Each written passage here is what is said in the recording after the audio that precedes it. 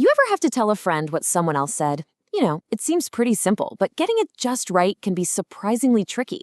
Well, today we're going to demystify reported speech. I'm going to give you a complete transformation toolkit to help you master it. So let's open it up and see what's inside.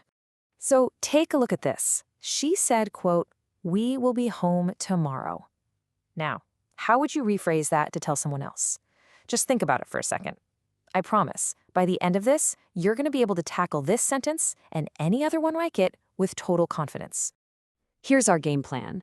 First, we'll get a handle on what we're even talking about. Then, we'll add 3 essential tools to our toolkit: a tense time machine, something I call a pronoun character swap, and a way to deal with changes in time and place. And finally, we'll put it all together and you'll be a pro.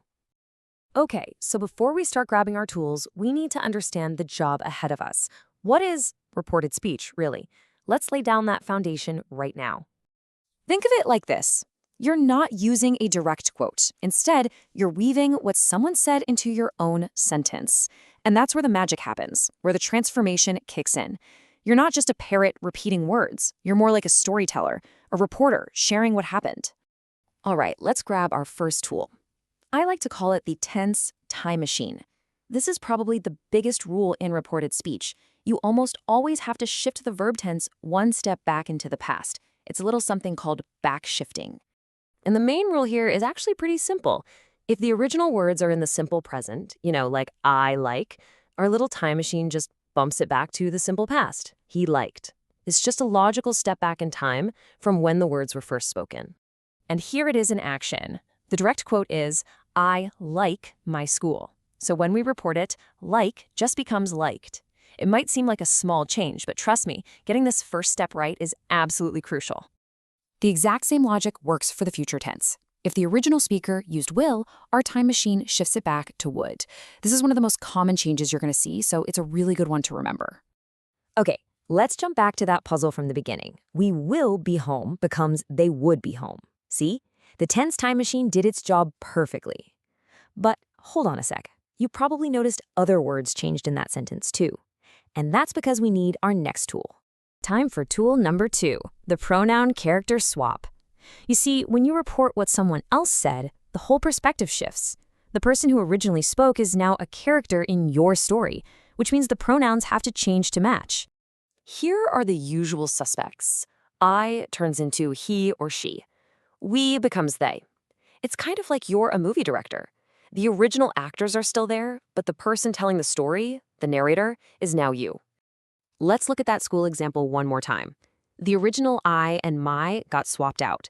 For the sentence to make any sense now that we're the ones telling it, they have to become she and her. The point of view has totally shifted to us. We've got our final tool for the toolkit, and this one is all about context. The original statement was made at a specific time and in a specific place. But when you report it later on, that context has changed, and your words have got to reflect that. Think about it. Words like now, here, and tomorrow are all tied to the original speaker's moment in time. So when we report it later, we have to update them. Now becomes then, and tomorrow becomes the next day. It's like you're updating the coordinates in your GPS to match where you are right now. Check out this example. The word yesterday only makes sense on the day someone says it. If you report it a week later, it's not yesterday anymore, is it? So it becomes the much clearer, more universal phrase, the day before.